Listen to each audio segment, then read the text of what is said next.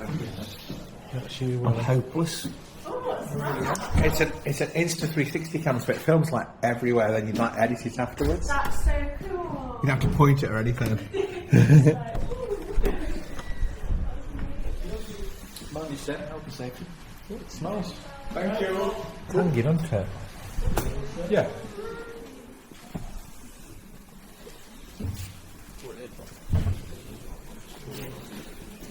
Okay, folks. So welcome into the first part of the tour part of the afternoon. We're meeting in here. This is what we call our dry store. Some people may call it the intake bay. This is where the goods tend to arrive into the brewery. So we'll start first of all by talking about the malt. And the malt, the base malt, the very first one that you try, that gets delivered to us in bulk because you use so much of it. Now you may notice as you came in, there's a big silo outside the front of the brewery. That silo just contains our base malt. And when that's completely full, we've got about 1 month's supply of the base malt sat inside there. Of course, we have to get that base malt from the silo into the brewery itself. And to do that, we use a device called an auger. And the auger sits in this white pipe that's going across the ceiling there. Inside that white pipe, you've got one of these Archimedes screws that you can see propped up on the wall. The turning of that screw will draw along the malt, and that malt can go uphill, downhill, horizontally, however you want it to. And that's how we draw the malt in from the silo you can see out at the front. Now, one of the problems that you've got with malt is if you just have the malt straight in your liquor, well, not very much is going to happen. And the reason for that is that the sugars inside the malt have been protected by nature, by cellulose outer coating. It's actually been designed by nature to stop anything getting into those sugars. So before we can add the malt to our liquor, we've first got to crack open the outer husk of the grain to allow that liquor to get inside it to access and dissolve those sugars. To do that, we need to mill the malt. To mill the malt, we've got our AR2000 mill that you can see sat back here. Inside this mill, we've got two metal molds that are set slightly apart. Set slightly apart, we're not trying to make flour, we're just literally trying to crack open the outer husk of the grain.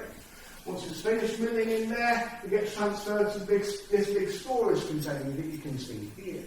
Now, whenever we do something with an ingredient, as we know, we change its name. So it comes in the top, and in the top of that mill, we call it malt. When it's gone through the milling process and it's been cracked open, we refer to it as grist.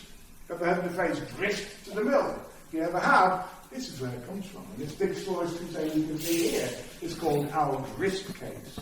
Why don't they convert it into grist? They can do, but it's more expensive. Right. So it's just a question. You choose to do so it. much smaller brewers will get their malt ready milled for them, right, and then buy it in. But it's because there's an extra process, it adds value. So you need to invest in an extra bit of kit. Yeah, but it's capital. So once you've invested in it, you've invested in it. If you're small, it's a big commitment. Whereas for yourself, makes sense. More cost effective as well, isn't it? More cost effective. Yeah. The volume process and everything. Exactly. Yeah. So that just deals with the base malt. What about the other malts? Well, the other malts have to be handled by hand, in fact, and we can see these in the sacks, sat around the room on here. Literally, we slash open the top of the bag inside here. We lift this up, there's a sieve inside there, but importantly, we've got this constriction at the base of it. That restricts the flow of the malt to match the flow of the malt coming in from the auger up above. Goes from here into the mill in the same way, but we get a good mix of the malt by adding those in here. So that's how we basically get the malt to that first stage of processing, ready for taking through into the brewery. Okay, so that's the malt. The one ingredient we've not really talked about so far, we need to rectify that now, are our hops. The hops are actually related to the cannabis plants. They grow on enormous plants, actually about 18 foot tall. You can see them here. These are called, they look a bit like grapevines. They're not called vines, actually. They're called vines with a B, hop vines. But they actually get smothered in these light green conical flowers. These, what we call hop cones, and you can see some facsimiles of them on here as well. And it's these that we're really interested in. In fact, just a small part of the base of each of the petals that we're really interested in is something called the lupulin gland. because it's that contains the oils and the acids that we want to extract from the hop as part of the boil. This device you can see later, called the copper. Now we actually had hops for 4 different reasons. We add them to act as a preservative. That's the acids from the lupulin acting as a preservative, helping stop the beers from deteriorating as quickly as it otherwise would. We add them to provide bitterness. So your main flavour attribute from your malt is one of sweetness because of the sugars inside it. The main flavour attribute of your hops is one of bitterness. When brewers talk about a balanced beer, they're talking about balancing those 2 main flavour components. And balance in beer is something that brewers have sought after pretty much forever. The other 2 reasons we add hops are combined in the human body. This is all to do with aroma and flavour. Just bear with me. Just bear with me. I forgot to bring it. I forgot to bring it. What's that device called? It's called an Insta360. So basically, as it's filming now, it's filming, and you can like move it to anywhere you want. Aroma and flavour. So you don't- Insta360. Yeah, so you They don't- look- how much do they cost? that was So whilst I'm 500. just That was. talking away, Oh, wow. You can get cheaper ones, like and then you have 150 quid a for smell. like Don't eat cheaper them ones. because they're very bitter. For the sound Now, quality, this one's like give really you good. some It's like idea 8K of what they're quality. going to impart into the beer quality. But you don't have to point it anyway. You just I've already hold talked it. about flavour from the malt. Insta360. So what's the difference? Well, the best way that I can describe the difference is to use another food analogy. If you've got a meal, let's say, with a piece of steak in the centre, that piece of steak is going to provide the main flavour component for your meal. And in brewing terms, the role of the steak is taken by the malt. If we then add spices to that steak, it pimps up the flavour of the steak and lays other flavours above it on the palate.